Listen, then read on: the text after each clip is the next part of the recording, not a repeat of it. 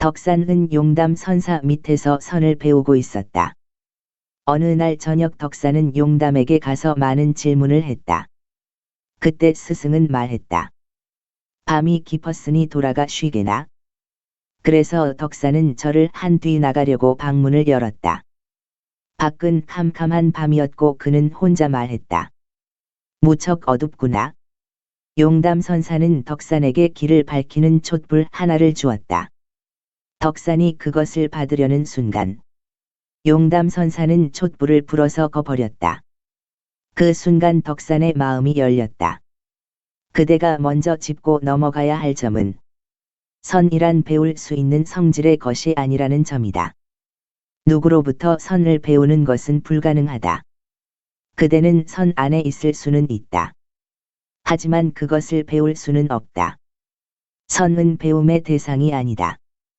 그것은 삶의 방식이다. 그것은 그대가 살아가는 방식에 달려 있다. 그대는 경전을 통해서 그것을 얻을 수 없다. 그대는 다른 사람에게서 그것을 얻을 수 없다. 아무도 그대에게 선을 가르칠 수 없다. 그것은 한 사람에게서 다른 사람으로 전달될 수 있는 것이 아니다. 그대는 그 속으로 녹아들 수는 있다. 그래서 그것과 함께 흘러갈 수는 있다. 하지만 그것을 따로 떼내어 그대의 것으로 만들 수는 없다. 그대는 그것을 배울 수가 없다. 단지 그대는 그것에 감염되도록 자신을 허락할 수 있을 뿐이다. 그것은 마치 하나의 감염과 같다. 만약 그대가 그것에 물들 수 있다면 그것이 바로 선을 소유하는 방식이다. 그래서 그대는 스승과 함께 사는 것만으로 충분하다. 스승과 함께 있을 때 그대는 침묵하게 된다. 그때 그대는 선에 물들 수 있다. 이 이야기는 다음과 같이 시작된다. 덕산은 용담 선사 밑에서 선을 배우고 있었다. 어느 날 저녁 덕산은 용담에게 가서 많은 질문을 했다. 여기에서 덕산은 잘못을 저지르고 있다. 이 세상의 어떤 대학도 종교의 진수를 그대에게 심어주지 못한다. 물론 대학은 그대에게 종교에 대한 교육과정은 제공할 수 있다. 그러나 그것을 통해 종교에 대한 역사는 배울 수 있지만 종교 자체는 아니다. 그들은 그대에게 바이블이나 코란, 우파니샤드는 가르칠 수 있다. 그러나 그것은 종교가 아니다. 그들은 예수나 부처에 대해서 이야기할 수는 있다. 그리고 그대는 많은 것들을 배울 수 있다. 그러나 그대는 핵심을 놓칠 것이다. 그래서 그대는 먼저 이 점을 명심해야 한다. 아무도 그대에게 선이 무엇인지 설명해 줄 수 없다는 것을 말이다. 아무도 선을 그대에게 가르쳐 줄 수는 없다. 그것이 바로 제자는 있지만 스승이 없다고 계속 내가 말하고 있는 이유이다. 왜냐하면 스승이 직접 그대에게 해줄 수 있는 일은 아무것도 없기 때문이다. 만약 스승이 해줄 수 있다면 이 세상을 깨우치는데 한 사람의 붓다로서 충분했을 것이다. 그러나 많은 붓다가 이 세상에 왔지만 세상은 여전히 그냥 그대로다. 직접적인 것은 아무것도 가르쳐질 수 없다. 그것은 너무나 미묘하고 섬세한 것이어서 전달하는 과정에서 죽어버린다. 종교는 매우 섬세한 것이다. 그대가 그것을 옮기려는 순간 그것은 이미 생명을 잃는다. 그것은 생명을 갖고 살지만 오직 붓다 안에서 깨달은 스승 안에서만 산다. 그는 그것을 산 채로 그대에게 줄 수 없다. 그것을 받아들이기 위해서 그대가 할 수 있는 일은 그대 자신의 가슴을 여는 것뿐이다. 그것은 아침에 태양이 떠오를 때 꽃잎이 열리는 것과 같다. 태양이 떠오르면 꽃은 스스로 문을 연다. 만약 꽃이 문을 열지 않으면 태양은 꽃에게 아무것도 할 수가 없다. 꽃잎을 두드릴 수도 없고 꽃잎을 억지로 열 수도 없다. 물론 햇빛은 그때 아무런 영향력을 직접 행사하지 못한다. 태양은 그저 무심히 지나간다. 그대가 스승과 함께 있을 때 만약 그대가 자신을 닫고 있다면 스승은 아무것도 할 수가 없다. 그것은 그대에게 달린 것이다. 진리를 체득하고 안 하고는 전적으로 그대에게 달린 문제이다. 공부란 죽은 것이다. 그러나 체득하는 것은 살아있는 것이다. 그것은 머리로 배우는 것이 아니라 가슴으로 배우는 것이다. 공부는 머리로 배우는 것이다. 그대는 공부를 통해서 위대한 학자가 될 수 있다. 대학에 가보라. 거기에는 위대한 학자들이 가득 차 있다. 그러나 그들만큼 죽어 있는 사람들은 없다. 그들은 거의 무덤에 들어가기 직전의 사람들 같다. 그들은 결코 살아있는 것이 아니다. 말에, 지식에 눌려 그들은 인생을 그냥 흘려보낸다. 이 학자들은 사랑에 대해서 많은 이야기를 하지만 한 번도 사랑에 빠져본 적은 없다.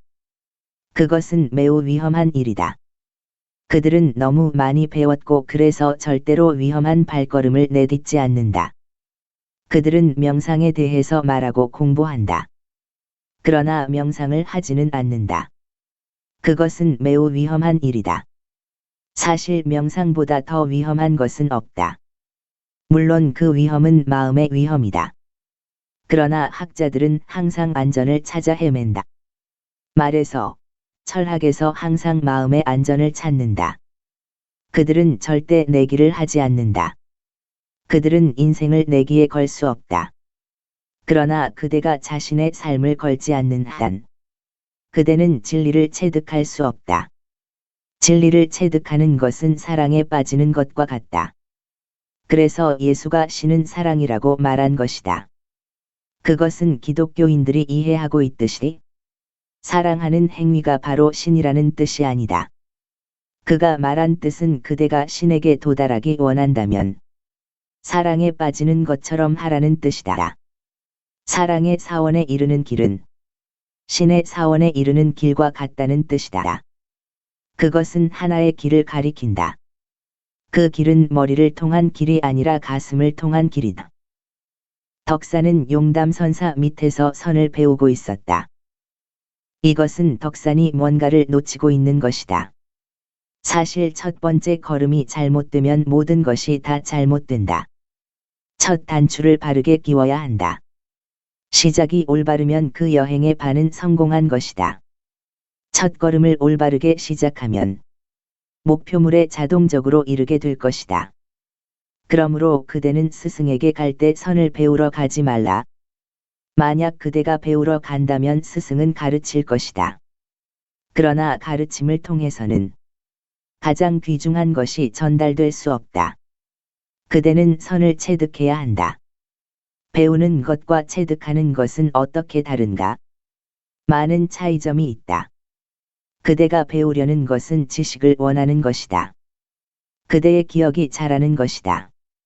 하지만 그대가 체득하려 할 때는 그대는 존재의 성장을 원한다. 이 두 가지는 전적으로 다른 것이다. 많은 지식을 원하는 사람은 그의 존재 깊숙한 곳에 공허함이 자리 잡고 있다. 그는 여러 가지 지식으로 자신을 속이고 있다. 그러나 지식은 아무 도움도 되지 못한다. 오직 존재로 되는 것만이 진정한 도움이다. 만약 그대가 죽는다면 그대와 함께 갈 수 있는 것은 무엇인가? 그대의 지식인가? 그대의 존재인가? 죽음을 넘어서서도 그대와 함께 있는 것은 무엇인가? 지식은 그대의 두뇌와 함께 남는다. 그리고 그대의 두뇌는 몸의 일부이다. 그러나 존재는 죽음에 의해 사라지지 않는다. 그대가 이 사실을 알지 못하면 그대는 가엾은 사람이다. 체득하는 것은 존재에 영향을 미치는 것이고 지식은 기억의 부분에만 해당된다. 대학은 그대에게 지식만을 줄 수 있다. 선생은 그대에게 지식을 전달해준다. 그러나 깨달은 사람은 그대의 존재를 변화시킨다. 그대에게 존재를 인식하게 해준다. 하지만 그것 역시 결정권은 그대에게 달려 있다. 그대가 공부를 하려고 한다면 그대는 첫걸음부터 잘못 내딛는 것이 된다. 첫걸음은 매우 중요하다. 첫걸음은 마지막까지 계속되기 때문이다. 씨앗은 매우 중요하다. 씨앗은 나무에 있어서 첫걸음이나 마찬가지다. 그것은 자라서 나무가 될 것이다. 그것이 자라서 꽃을 피우기까지는 몇 년이 걸릴 것이다. 그러나 그대가 애초에 잘못된 씨앗을 심으면 그것은 다시 고치기가 쉽지 않다. 덕사는 잘못된 시작을 한 것이다. 그는 선에 대해서 공부를 하기 시작한 것이다. 공부는 경전에 관한 것이다. 그것은 살아있는 스승과 아무런 관련이 없다. 스승은 그대 곁에서 살아있지만 그대는 경전에 매달려 있다. 이 얼마나 어리석은 일인가. 다이아몬드가 옆에 있어도 그대는 붉은 돌에만 집착하고 있다. 그대는 죽은 언어에만 집착하고 있는 것이다. 어느 날 저녁 덕사는 용담에게 가서 많은 질문을 했다. 스승과 함께 있는 제자는 여러 가지 궁금한 질문들이 생기게 마련이다. 그대는 많은 질문들을 생각해내고 또 해답을 얻을 수 있다. 그때 그대는 많은 지식을 얻을 수 있다. 그러나 스승으로부터 어떤 지식을 얻고자 하지 않는 사람에게는 질문 역시 생기지 않는다. 그때는 많은 해답도 얻을 수 없으며 지식도 쌓을 수 없다. 오직 한 가지 해답만이 생겨난다. 그대는 이 점을 기억하라. 그대가 여러 가지 질문을 떠올리는 타입이라면 그대는 또한 많은 해답을 얻을 수 있다. 그리고 그 해답들은 더 많은 질문들을 만들어낸다. 그러나 거기에 근원적인 해답은 없다. 그대가 얻을 수 있는 해답들은 더 많은 문제점들만 생겨나게 만든다. 그대는 나에게 와서 이렇게 묻는다. 이 세상은 누가 창조했습니까? 내가 신이라고 대답한다면 그대는 신에 대해서 묻기 시작할 것이다. 그 신은 어떤 분입니까? 왜 신은 세상을 창조했습니까? 내가 만일 이러저러한 이유 때문이라고 말한다면 그대는 또 묻는다. 그대의 질문은 끝이 없다. 그러나 만약 그대가 단 한 가지 질문만을 갖고 있다면 그리고 그 질문은 매우 어려운 것이다. 오직 지혜로운 자만이 그 한 가지 질문을 발견한다. 그대가 그 질문을 할 수 있다면 그대는 이미 성숙한 것이다. 그 질문은 그대로 하여금 하나의 결론에 이르게 한다. 그 질문이 해결되면 모든 문제가 풀린다. 그것은 삶과 죽음의 문제이다. 그 질문을 갖게 되는 것은 그대가 한 점에 집중되었다는 뜻이다. 이제 그대는 이미 존재계와 하나가 되었음을 의미한다. 그대가 존재계와 하나가 될 때 그 해답은 그대에게 주어진다. 그렇지 않다면 그대는 아직 준비가 덜 된 것이다. 그대가 잡다한 질문들을 할 때는 어떤 스승도 그대의 질문에 대답한다고 시간을 낭비하지 않는다. 그러니 한 가지 질문에 도달하라. 오직 그 질문만을 던져라. 그 단 하나의 질문이 무엇인지 찾아내어라. 그것은 매우 중요한 것이다. 주변을 떠돌지 말라.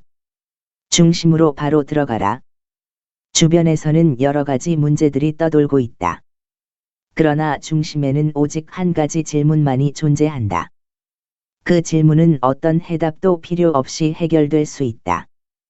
그대가 단 한 가지의 질문에 이르게 되면 스승은 그대가 준비되었음을 알 수 있다. 스승은 그대의 중심에 다가갈 수 있고 그대의 문제는 해결될 수 있다. 그대가 한 가지 점에 집중되었기 때문이다.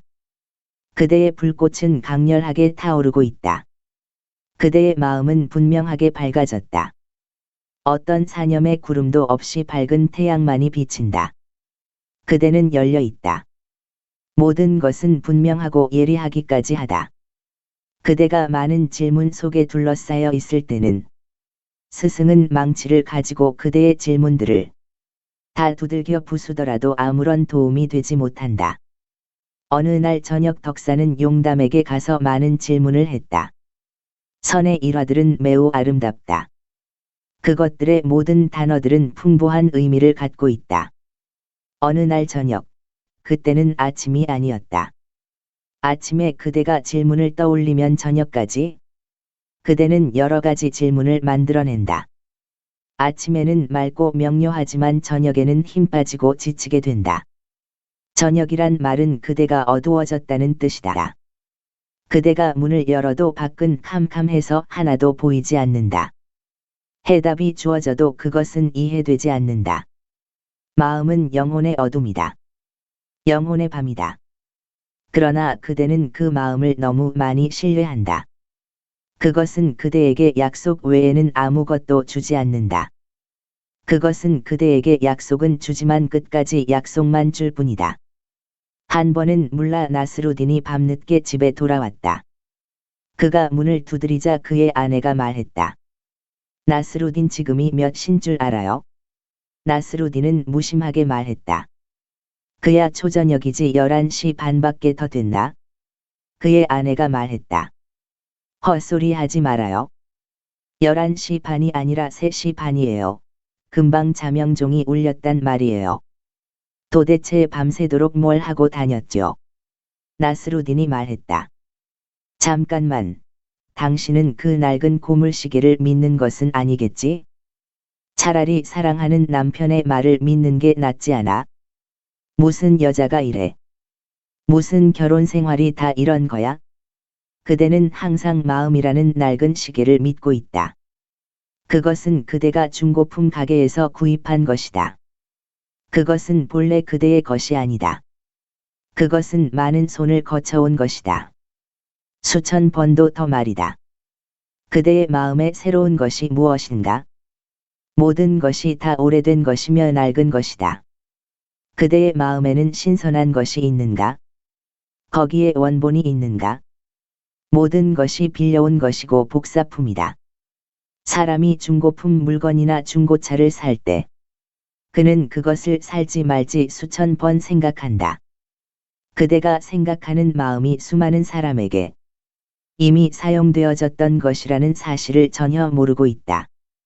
그대의 모든 생각들은 빌어온 것이며 낡고 오래된 것이다. 그러나 그대는 계속 그것을 믿는다. 마음은 속임수를 쓰기 때문이다. 그 속임수란 바로 약속을 하는 방법이다.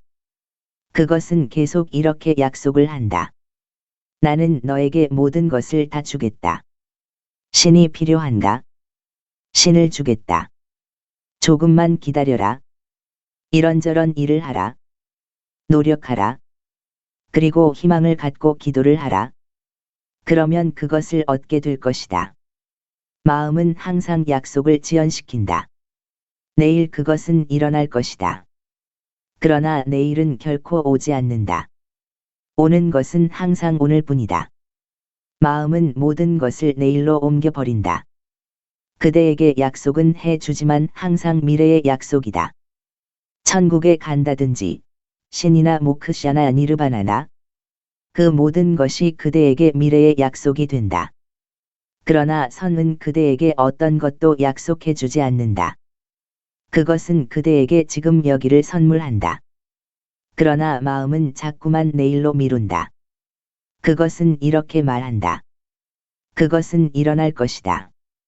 물론 그것은 세월이 지나가면서 점차로 일어날 것이다. 그러니 서두르지 말라. 지금 당장 될 수 있는 것은 아무것도 없다.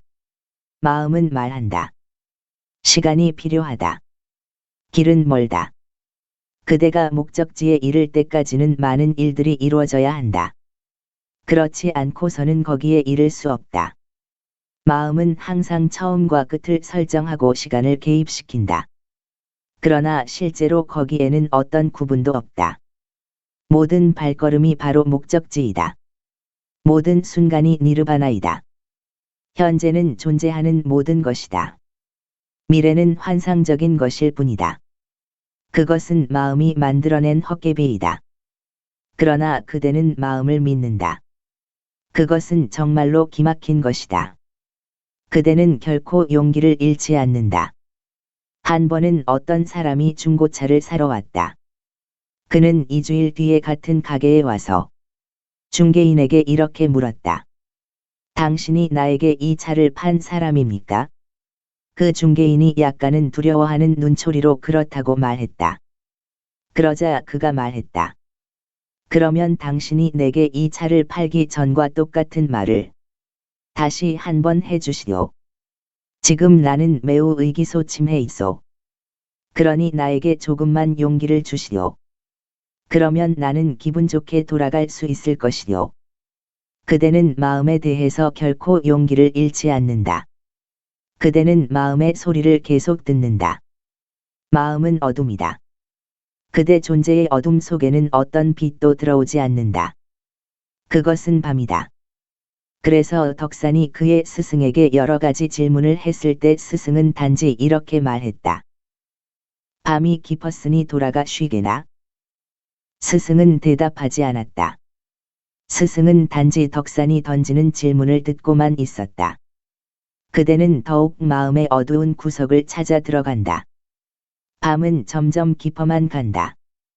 그때 스승은 말한다. 왜 돌아가 쉬지 않는가?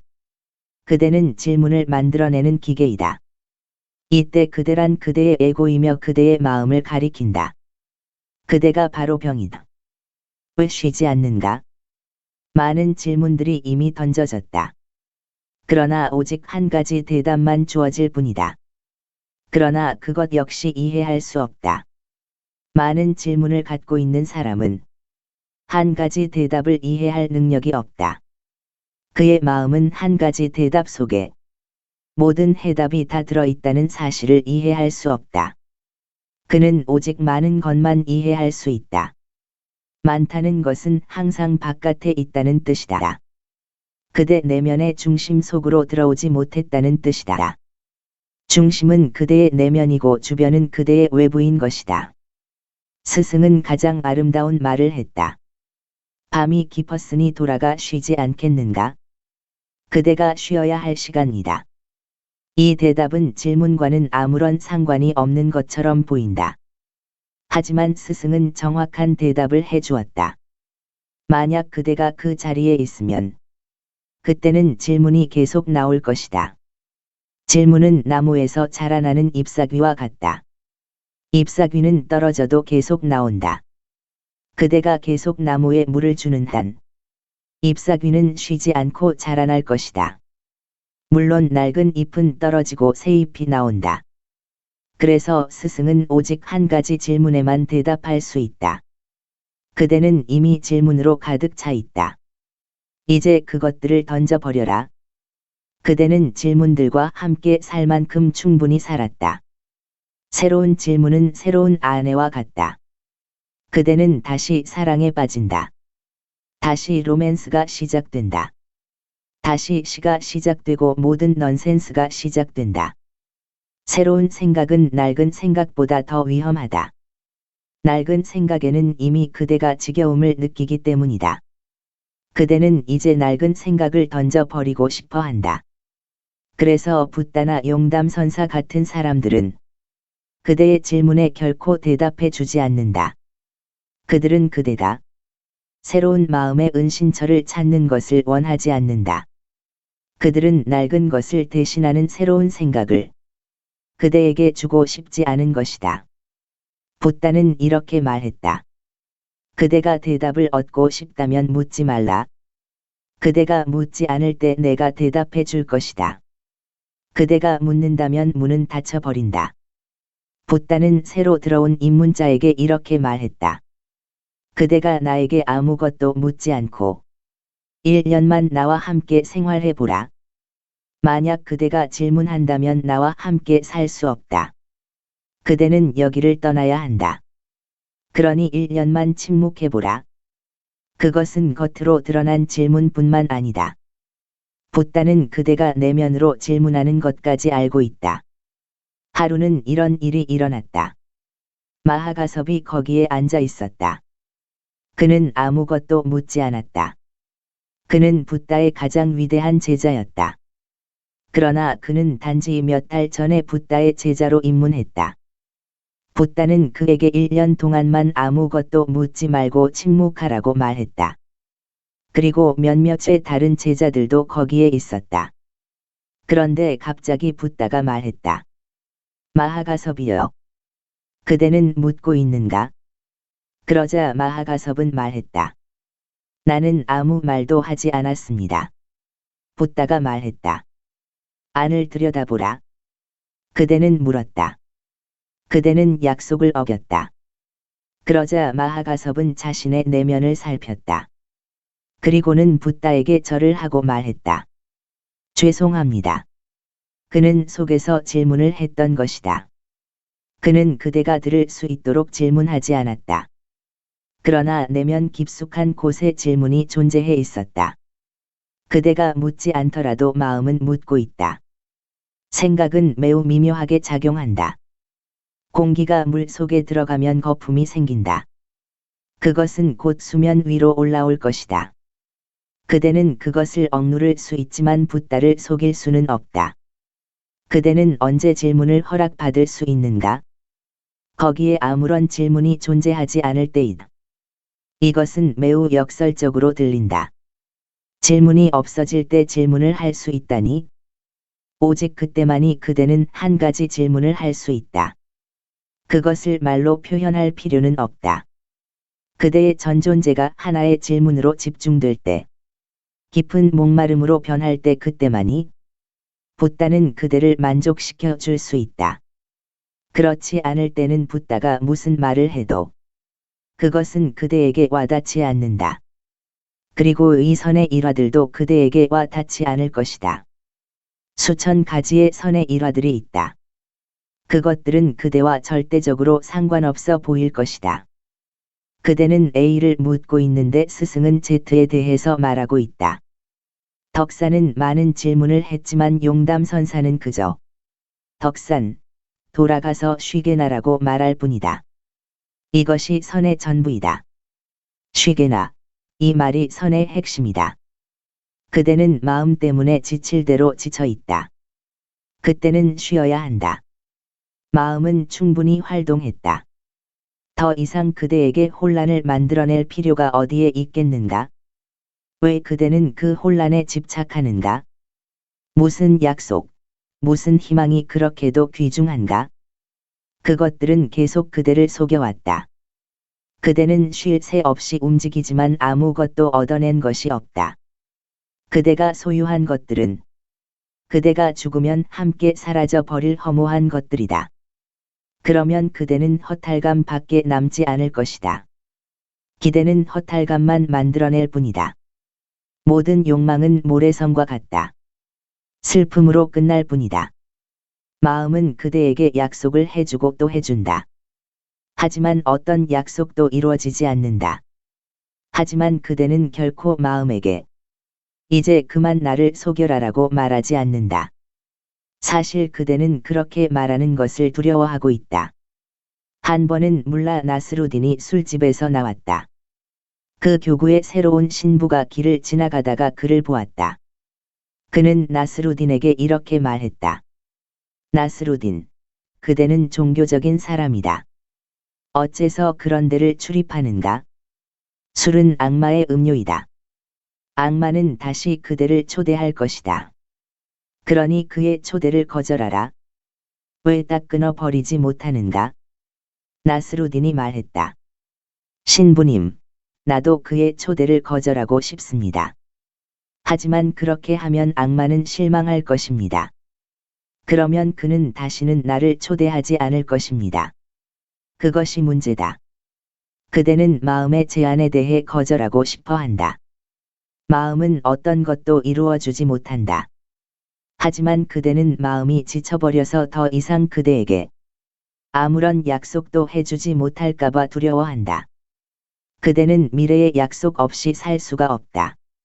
아무런 희망 없이 어떻게 살겠는가? 이것이 그대가 마음의 속임수와 함께 살아가는 이유이다.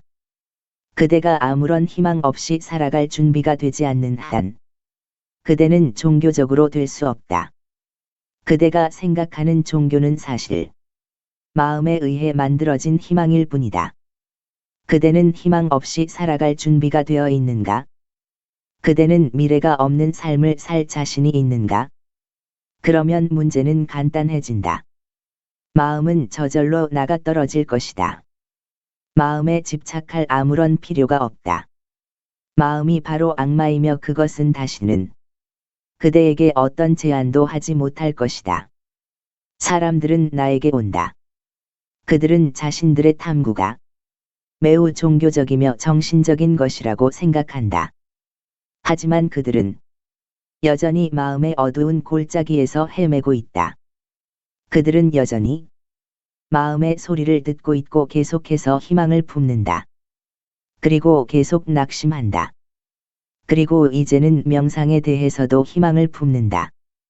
스승을 통해서 희망을 품는다. 그러나 그대가 잊지 말아야 할 것이 있다. 그대가 나에게 희망을 품는다면 그것은 내 말의 요점을 놓친 것이다. 나는 그대의 희망을 만족시켜 줄 수 없다. 왜 희망을 버리지 못하는가? 왜 그렇게도 희망을 붙잡는가? 그것의 기초가 무엇인가? 불만족이 희망으로 변한다. 그것은 모습을 바꾸는 것과 똑같다. 그대는 지금 여기에서 불만족으로, 비극으로 괴로워한다. 그대는 미래에 대한 희망이 필요하다. 그 희망은 그대에게 현재를 참을 수 있는 힘을 준다. 희망은 마약과 같다. 현재는 고통스럽고 희망은 그 고통을 덜어준다. 충분히 고통을 참아낼 수 있도록 그대를 무의식적으로 만든다. 희망을 가지는 것은 지금 여기에서 그대가 불만족스럽다는 뜻이다. 하지만 그대는 전체적인 현상을 살펴본 것은 아니다. 그대가 처음부터 불만을 가진 것은 아니다. 그대가 지금 여기에서 불만족스런 것은 과거의 희망을 품었었기 때문이다. 오늘은 어제의 내일이었다. 어제 그대는 오늘에 대해서 희망을 품었다. 이제 그 오늘이 되었다. 하지만 희망은 이루어지지 않았다. 그대는 좌절하게 되고 불만이 쌓인다. 불만을 억누르기 위해서 그대는 다시 내일에 대해 희망을 품게 된다. 그대는 악순환에 빠져 있다. 거기에서 빠져나오기란 정말로 어렵다. 내일 똑같은 일이 벌어질 것이다. 그대는 좌절할 것이다. 마음은 그대에게 약속은 해줄 수 있지만 그 약속을 이루어주지는 못한다. 그렇지 않다면 명상을 할 필요가 어디에 있겠는가? 그때는 붓다처럼 명상하는 사람은 가장 어리석은 사람이 될 것이다. 마음의 약속이 이루어지면 명상하는 사람들은 모두 바보들이다. 그때는 깨달은 사람이 가장 멍청한 사람이 될 것이다. 그러나 마음의 만족은 결코 채워질 수 없다. 어제의 마음은 그대에게 내일은 구원을 받을 수 있을 것이라고 약속했다. 이제 내일은 오늘이 되었다. 하지만 마음은 어떤 약속도 이루지 못했다. 그대는 괴롭다. 또 좌절의 경험을 맛본다. 그때 마음은 이렇게 말한다. 슬퍼하지 말라. 내일 그대는 목적을 이룰 것이다. 마음은 또 다시 약속한다. 그대가 계속 속으면서도 마음의 소리를 계속 듣는 것은 얼마나 어리석은 것인가? 그리고 내일도 똑같은 악순환이 반복될 것이다.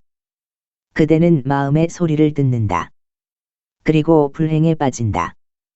그렇지 않다면 오늘은 완전히 낙원이 된다. 다른 낙원은 존재하지 않는다. 바로 오늘이 열반이다. 단지 마음의 소리를 듣지 않는다면 그대는 불행해지지 않는다. 아무런 기대나 희망이 없다면 고통은 존재하지 않는다. 그대가 희망을 품을 때 고통도 함께 생겨난다. 희망을 갖지 않는 상태로 살아라. 그때 그대는 진정으로 종교적인 사람이 될 것이다. 그때 그대는 돌아가 쉬게 될 것이다. 용담 선사가 말한 밤이 깊었으니 돌아가 쉬지 않겠는가? 란 말은 정말 아름다운 말이다. 그대는 오늘 밤에 이미 마음의 소리를 충분히 들었다. 그러니 이제 더 이상 그 소리를 듣지 말라. 이제 마음을 떨쳐버려라. 쉬어라. 그러나 덕사는 스승의 말을 오해했다. 여러 가지 잡다한 질문으로 가득 차 있는 사람들은 해답을 이해하지 못한다. 자비심에서 용담 선사는 덕산에게 해답을 말해 주었으나 덕산은 그의 말을 이해하지 못했다. 오히려 제자는 오해를 하는 것이었다. 학자들은 항상 오해를 한다. 그는 어떻게 생각했는가?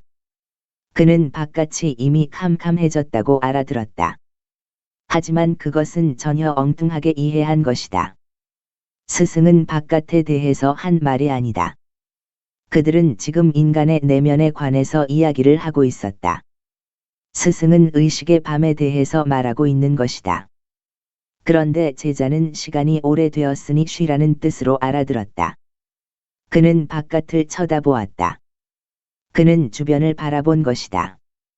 스승은 중심에 대해서 말하고 있는데 말이다. 스승은 내면의 언어를 사용하고 있고, 제자는 외부의 언어를 이해하고 있다. 내면의 언어는 외부의 언어로 번역될 수 없다. 번역할 수 있는 어떤 가능성도 없다.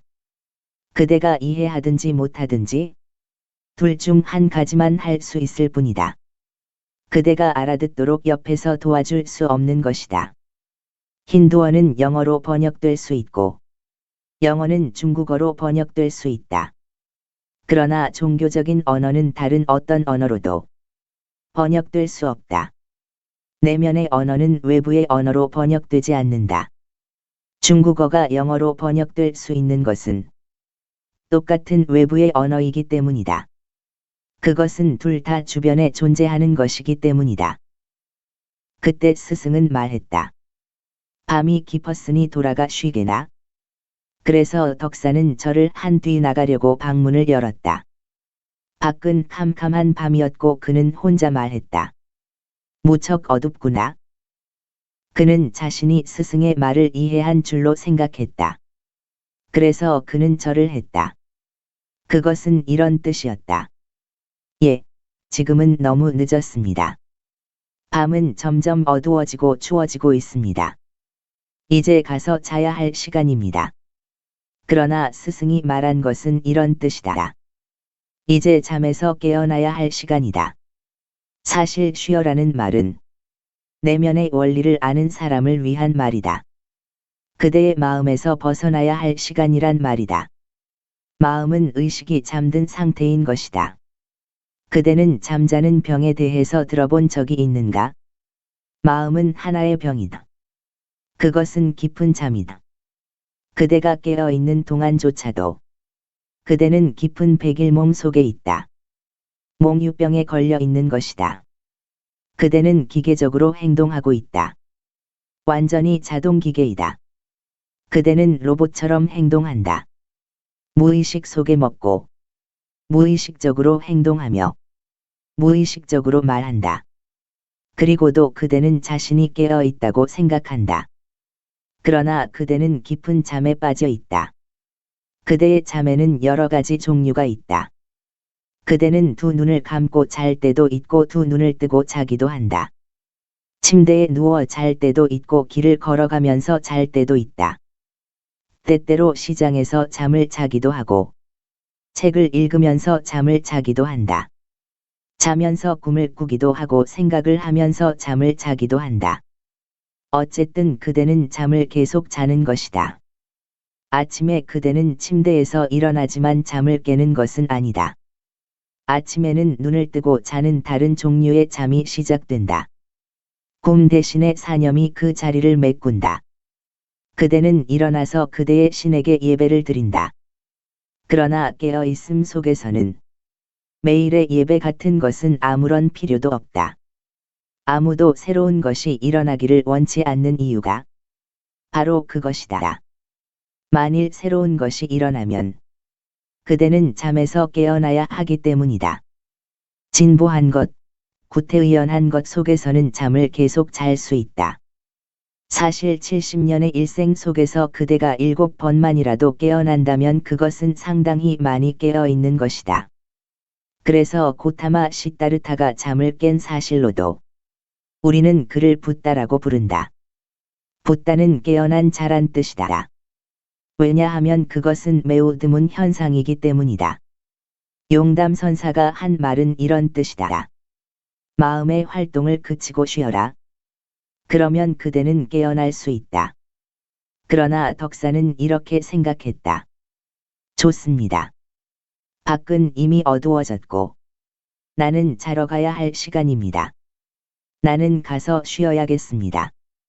이것이 진리를 말하는 스승의 말이 마음을 벗어나지 못한 제자에 의해 왜곡되는 방식이다. 그래서 덕사는 스승에게 절을 했다. 스승이 돌아가서 쉬라는 말에 밤인사를 한 것이다.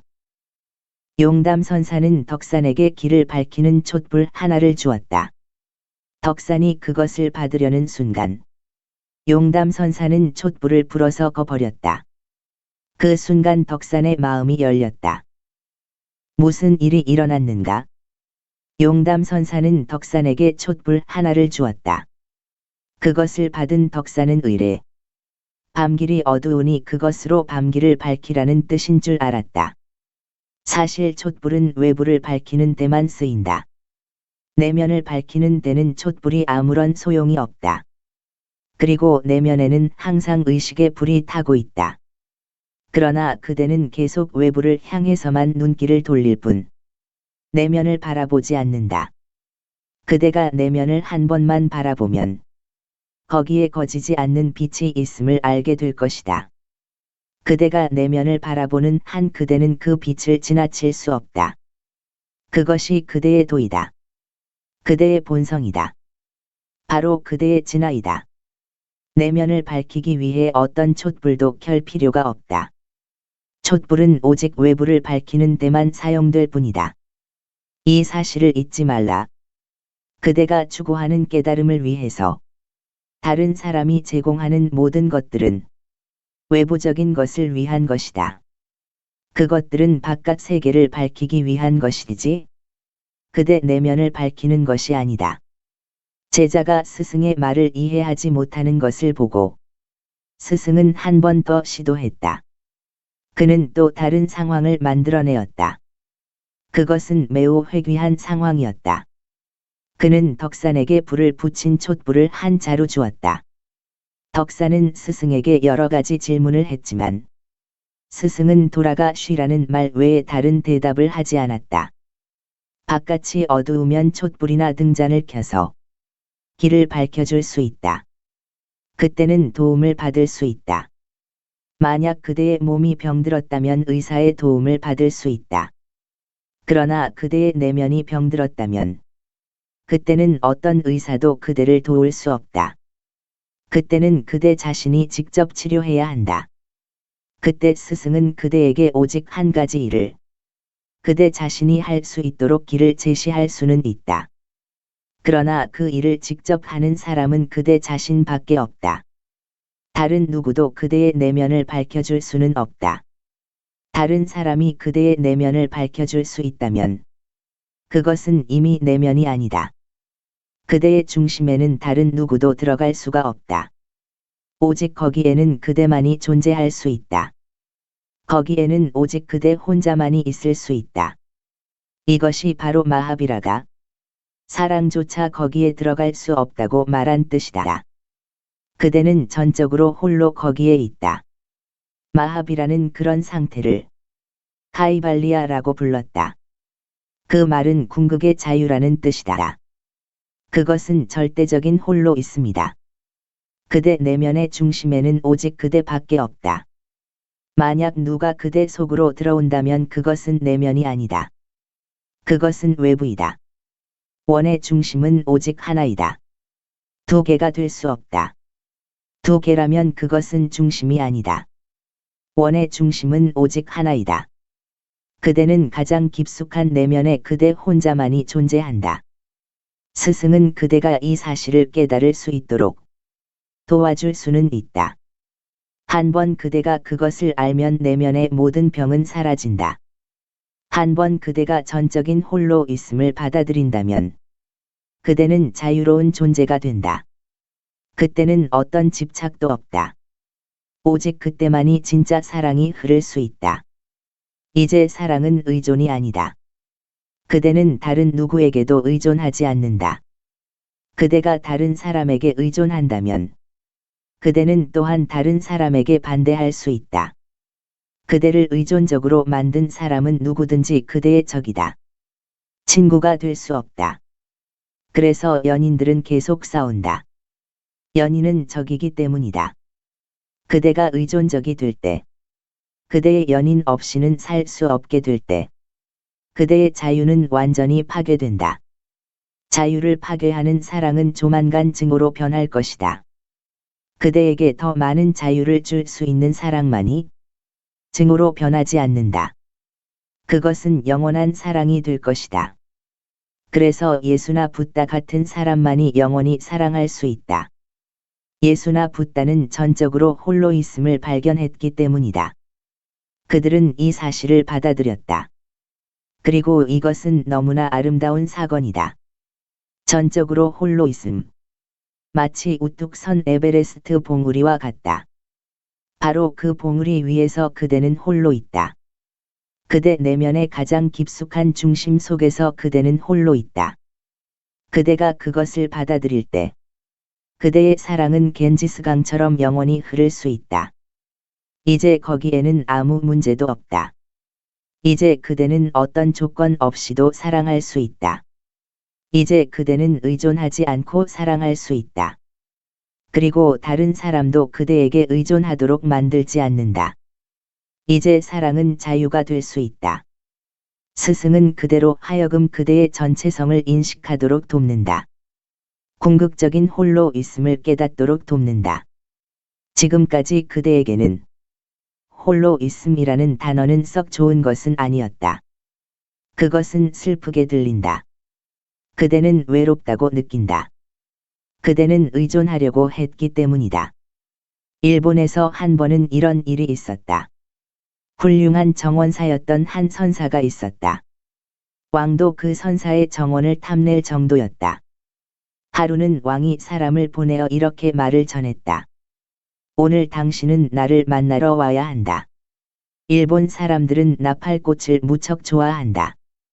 그 신하는 돌아와서 왕에게 이렇게 말했다. 나는 그렇게 많은 꽃들은 본 적이 없습니다. 그 선사의 정원에 있는 꽃은 수만 송이도 더 되어 보였습니다. 그리고 그 향기란 너무나 아름다워서 말로 표현할 수 없습니다. 폐하께서는 그곳에 가셔서 그 광경을 보셔야 합니다. 왕이 직접 가난한 선사의 절에 가는 것은 너무 심한 일이었다. 왕은 훨씬 큰 정원을 갖고 있었다. 그 정원은 수만 평이나 되었고 정원사도 수백 명이 넘었다. 그러나 그 신하는 이렇게 보고했던 것이다. 그것은 다시 볼 수 없는 광경이었습니다. 그래서 왕은 직접 가서 그 정원을 보지 않고서는 견딜 수가 없었다. 그는 내일 아침에 그곳으로 가겠다고 신하를 시켜 선사에게 전가를 보냈다. 다음 날 아침 왕은 선사의 절로 찾아갔다. 왕은 장군들과 왕비와 왕자들을 데리고 거기에 갔다. 수천 명의 사람들이 그 절에 모여들었다. 왕은 주위를 둘러보며 이렇게 말했다. 수만 송이의 꽃이 있다더니 정원에는 한 송이 나팔꽃 밖에는 볼 수 없다. 이게 어찌된 일인가? 그러자 선사가 말했다. 맞습니다.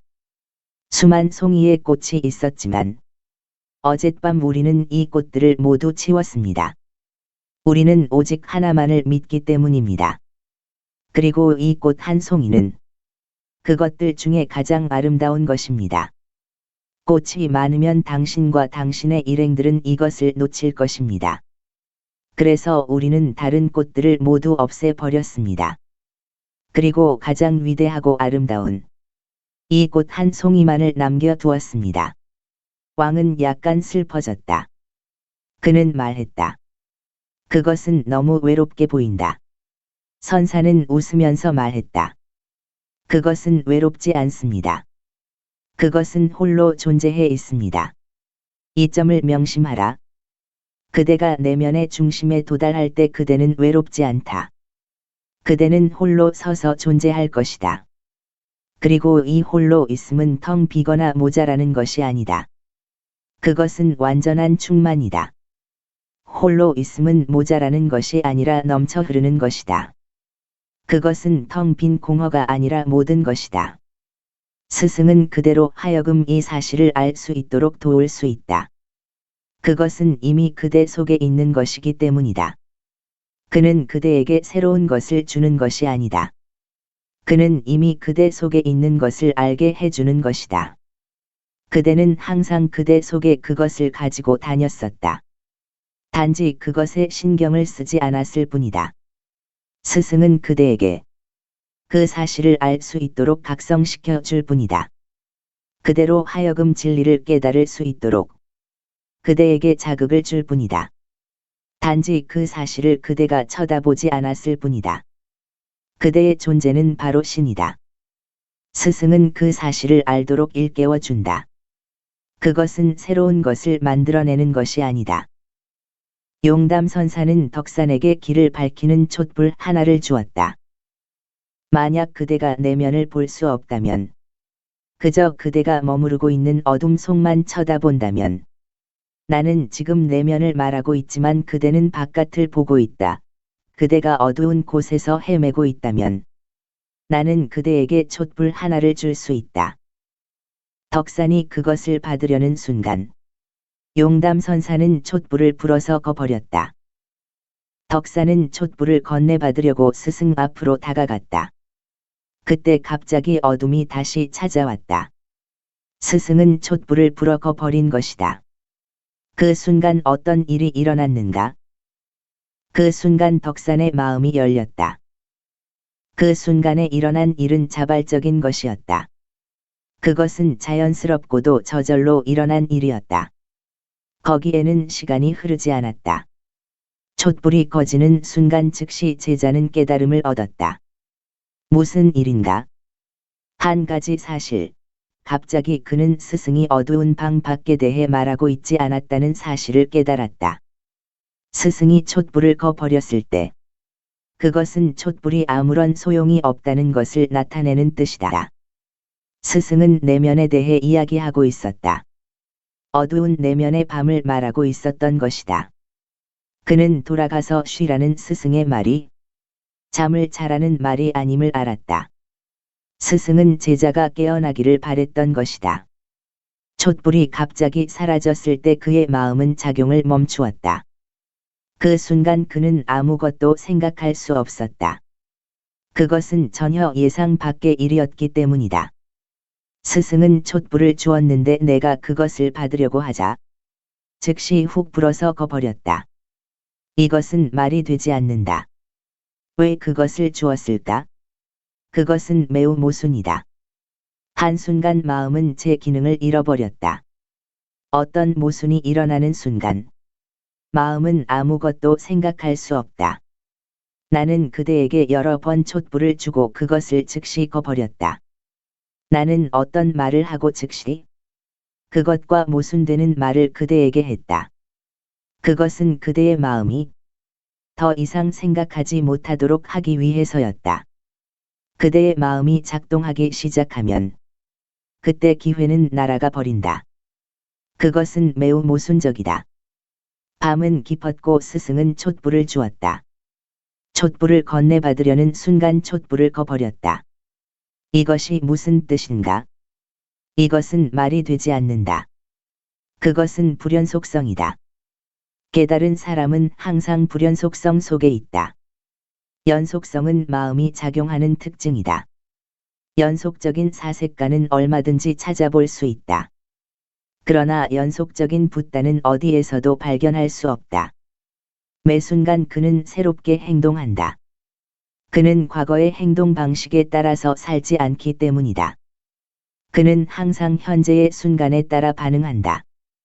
그것은 너무 갑작스런 우연이어서 마음은 어떤 작용도 일으킬 수 없다. 갑자기 모든 상황은 멈추어 버린다. 제자는 한 가지를 이해했다. 스승은 방 밖에 대해서 말하고 있지 않았다는 사실을 말이다. 스승은 외부의 밤에 대해서 말한 것이 아니다. 그대의 내면, 아무도 그대를 인도할 수 없는 그대의 중심에 대해서 말한 것이다. 거기에는 어떤 촛불도 필요 없다. 아무도 그대를 이끌어 줄 수 없다. 고타마 붓다는 붓다라고 해도 단지 길을 제시할 수 있을 뿐이라고 말했다. 그대는 홀로 걸어가야 한다. 아무도 그대와 동행해 줄 수 없다. 그들이 그대와 함께 가면 그대는 분명히 그들에게 의존적으로 될 것이다. 그대는 그들에게 집착하게 될 것이다. 그대 외에 다른 사람이 그대의 중심에 들어온다는 것은 불가능한 일이다. 스승은 단지 길을 제시할 수 있을 뿐이다. 그 길을 걸어가야 하는 사람은 바로 그대 자신이다. 마음이 멈추고 아무런 기능도 할 수 없을 때 거기에는 하나의 틈이 나타난다. 불연속성이 나타난다. 그 틈이, 그 불연속성이 바로 명상이다. 갑자기 덕산의 마음은 열렸다. 마음이 기능을 멈출 때, 더 이상 생각할 수 없는 지점에 이르렀을 때 마음은 나가 떨어져 버린다. 마음이 논리를 발견할 수 있다면 그것은 다시 작동하기 시작한다. 그래서 스승은 그대의 마음 때문에 비논리적으로 행동하는 것이다. 그때만이 그대의 마음은 떨어져 나갈 수 있다. 스승은 일정한 방식으로 움직이다가 다음 순간 갑자기 모순되는 행동을 한다. 한순간 그가 어떤 말을 했다면 다음 순간 그는 완전히 반대되는 말을 한다. 그대는 스승의 방식을 미리 예측할 수 없다. 그것을 체계화시킬 수 없다. 붓다가 죽었을 때 수많은 불교 학파들이 생겨났다. 그것은 모두들 자신의 방식대로 불교를 체계화시키려고 했기 때문이다. 하지만 붓다는 불연속적인 사람이었다. 그는 체계를 만든 사람이 아니다. 그는 사상가가 아니다. 그의 말은 수많은 역설로 점철되어 있다. 그러나 모든 철학자들은 불교를 학문으로 일관성 있는 사상으로 만들려고 했다. 그들은 제각기 불교를 보는 방식에 따라 학파를 만들었고 그것들은 서로 모순되는 것이었다. 그러나 그대가 모순을 그대로 남겨놓은 채 붓다를 역설 속에서 그대로 받아들일 때 거기에는 하나의 틈새가 어진다. 그 틈 사이로 그는 그대의 마음에 충격을 준다. 그것은 신선한 충격이었다. 덕사는 그 순간 갑자기 깨어 있게 되었다. 각성한 것이다. 그는 전혀 그런 상황을 예상하지 못했던 것이다. 마음이 어떤 것을 미리 예상한다면 그것은 충격이 되지 않는다. 오늘 밤 내가 그대에게 이 사건을 그대로 재현한다면 그대에게는 아무런 일도 일어나지 않을 것이다. 이미 그대는 그 상황을 알고 있기 때문이다. 그래서 똑같은 방법은 다시 써먹을 수 없다. 그래서 항상 새로운 붓다가 필요하다. 이전의 붓다는 이미 그대의 마음이 알고 있다. 그것은 너무 잘 안다. 그래서 새로운 붓다가 나타나서 완전히 새로운 방법으로 충격을 주어야 한다. 촛불을 훅 불어서 끄는 것이 아니라 켜진 채로 그냥 줄지도 모른다. 그러면 그대는 어두운 밤중에 타오르는 촛불을 보면서 어리둥절해질 것이다. 무슨 일인가? 이야기가 들려지는데 새로운 붓다는 새로운 방법을 만들어내야 한다. 새로운 공안, 새로운 기술을 고안해내야 한다. 그대의 마음은 너무나 영리해서 한번 그것을 알면 절대로 당황하지 않는다. 그 순간 덕산의 마음은 열렸다. 마음이 열릴 때 그대는 깨닫게 된다. 마음은 하나의 닫힌 문이다. 그리고 존재는 열린 문이다. 마음과 존재가 다른 점이 바로 그것이다. 마음은 닫혀 있다. 마음이 존재하는 한 그대는 단지 하나의 기억이며 과거이다. 생동하는 삶이 아니라 억지로 사는 것이다. 그대는 오직 외부만 바라볼 수 있다. 어떻게 그대가 내면을 들여다볼 수 있겠는가? 마음은 닫혀진 문이다. 그 문이 열릴 때, 마음이 사라질 때, 그대는 내면을 바라볼 수 있다. 내면을 볼 수 있다는 것은 그대가 전적으로 변화되었음을 뜻한다. 한번 그대가 내면을 힐끗 쳐다만 보더라도 그대는 달라질 것이다. 그대는 내면을 향해 움직인다. 그때 그대는 세상으로 다시 돌아갈 수 있다. 그리고 그대가 무슨 직업을 갖고 있더라도 그대의 자질은 완전히 변화된다. 겉은 달라지지 않아도 이제 그대의 내면은 이전과는 완전히 다른 사람이 되는 것이다. 선의 스승들은 사람이 깨달음을 얻기 전에는 물은 물이고 산은 산이라고 말한다. 그리고 사람이 구도자가 될 때 물은 더 이상 물이 아니고 산은 더 이상 산이 아니다. 모든 것이 혼란 속에 빠진다. 혼돈의 상태가 되는 것이다. 그러나 그가 깨달음을 얻을 때 다시금 물은 물이 되고 산은 산이 된다. 선의 스승들은 사람이 깨달은 뒤에는 다시 보통 사람으로 되돌아온다고 말한다.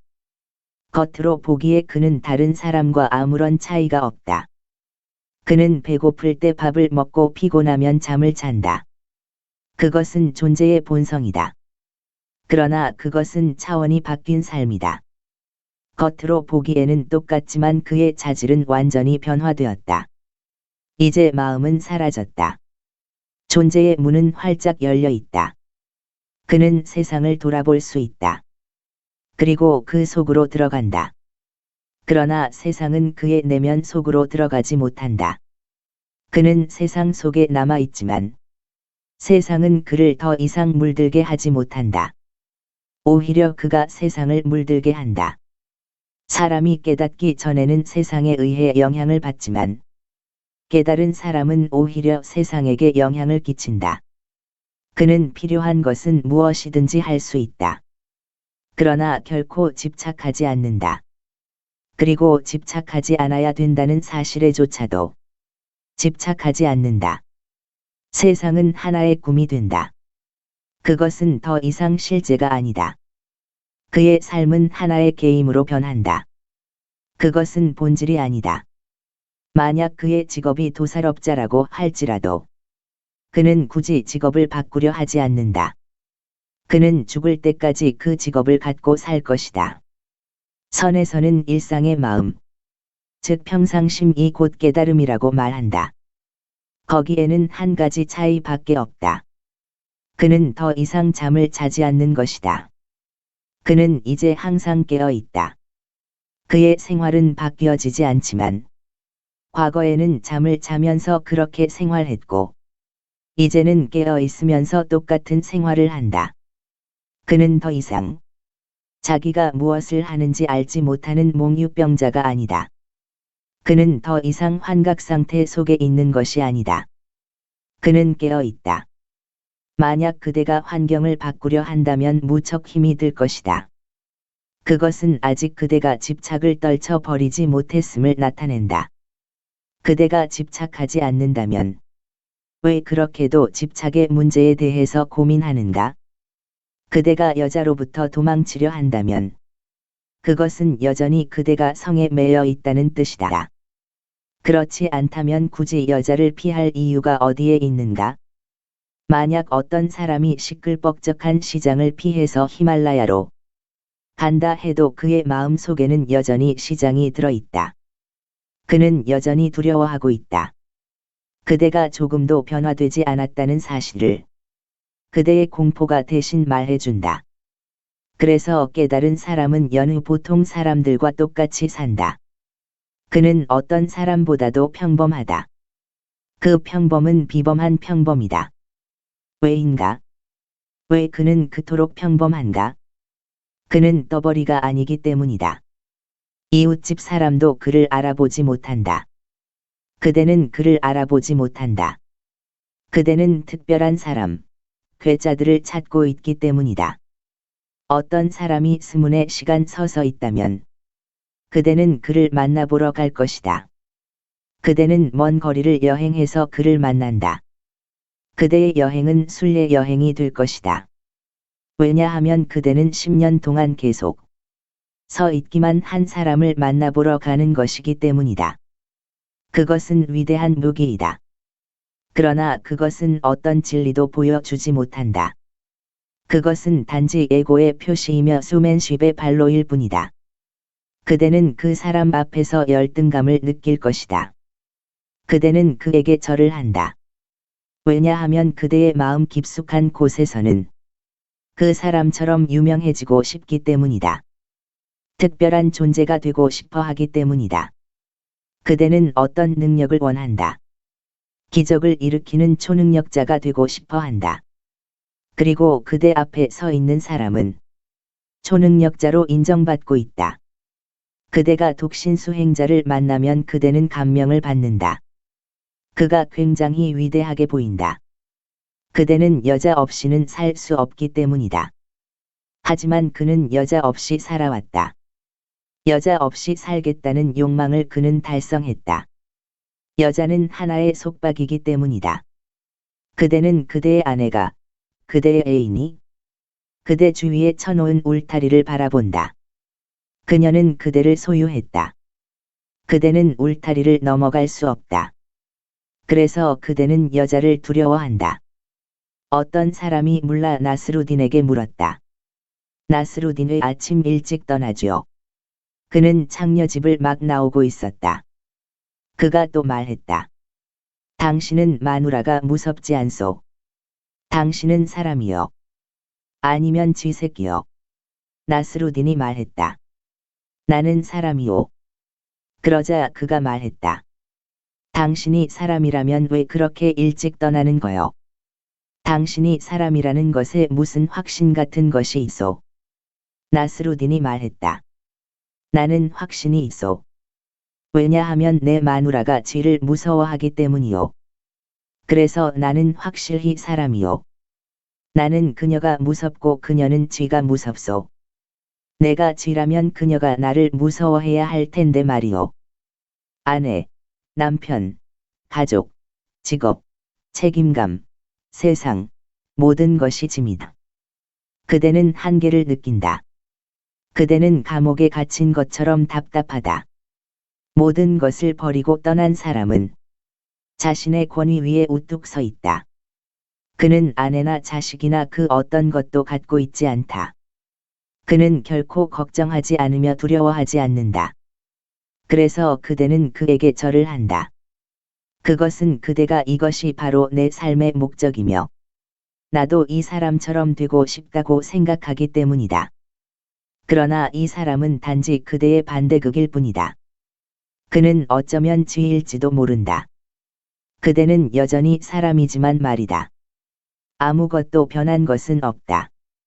그는 단지 그대의 반대극일 뿐이다. 그 역시 똑같은 공포를 감추고 있다. 그 역시 똑같은 욕망을 단지 감추고 있을 뿐이다. 그는 속으로는 계속 싸우고 있는 형편이다. 그는 그대보다 더 강한 싸움꾼인지도 모르고 아니면 그는 우둔한 싸움꾼인지도 모른다. 왜냐하면 우둔한 사람은 항상 용기가 많기 때문이다. 무딘 사람일수록 잘 버티어낸다. 바보들은 예민한 사람들이 할 수 없는 일을 잘 해내기도 한다. 바보들은 천사조차 거리는 곳에 들어갈 수 있다. 그래서 절에 가서 그대의 승려들, 그대의 사두들을 한번 보라. 그들의 눈동자에는 어떤 지성의 빛도 보이지 않는다. 그들의 눈에는 불꽃이 없다. 바보나 멍청이에게서 찾아볼 수 있는 해맑은 눈동자를 거기서 볼 수 있다. 그들은 물구나무 서기도 잘할 수 있다. 몇 년 동안 연습해온 것인데 오죽 잘하겠는가? 그러나 그들은 변화되지 않는다. 거기에는 어떤 초월도 일어나지 않는다. 선에서는 평상심이 깨달음이라고 말한다. 그대는 아무데도 갈 필요가 없다. 그대가 머물고 있는 세계가 바로 낙원이며 극락이다. 지금 여기에 모든 것이 다 있다. 그대는 다른 곳으로 찾아다닐 필요가 없다. 마음이 열린 사람은 아내에 대한 집착이 저절로 사라진다. 그는 아내를 피해 달아날 필요가 없다. 마누라는 사라지고 거기에 아름다운 존재만이 남아 있다. 그대가 아내나 남편이 될 때 거기에 추함이 생겨난다. 단지 아름답고 사랑스런 친구로 남아 있어라. 기대감은 결국 원수 관계로 변한다. 그것이 바로 그대의 마음이다. 다 터진 마음. 그것은 문제를 만들어낸다. 문제는 그대의 아내가 아니다. 그대의 남편이 문제점이 아니다. 그대의 마음이 열릴 때 그대는 처음으로 세상의 아름다움을 보게 된다. 모든 것이 젊고 신선하고 생기가 넘친다. 신은 여기에 있다. 만약 그대가 다른 데서 신을 찾는다면 그대는 아직도 마음의 소리를 듣고 있는 것이다. 마음의 소리는 계속 이렇게 말한다. 어떤 다른 곳, 어떤 특별한 곳에 있다. 여기에는 절대로 없다. 그러나 신은 바로 지금 여기에 있다. 명상은 지금 여기를 그대에게 보여줄 것이다. 그때 평상심은 가장 비범한 것이 된다. 그리고 평범한 삶은 지고의 삶, 궁극의 삶이 된다. 문제는 마음이 열리고 닫히고 하는 데에 있다. 생각이 거기에 있다면 마음은 닫힌 것이다. 생각이 거기에 존재하지 않는다면, 사념의 구름이 모두 거친다면 그때 마음은 활짝 열려 있다. 마음이 열릴 때 낡은 물통은 부서지고 만다. 물은 모두 쏟아졌다. 물속에 비친 달 그림자도 사라졌다. 이제 물도 없고 달도 없다.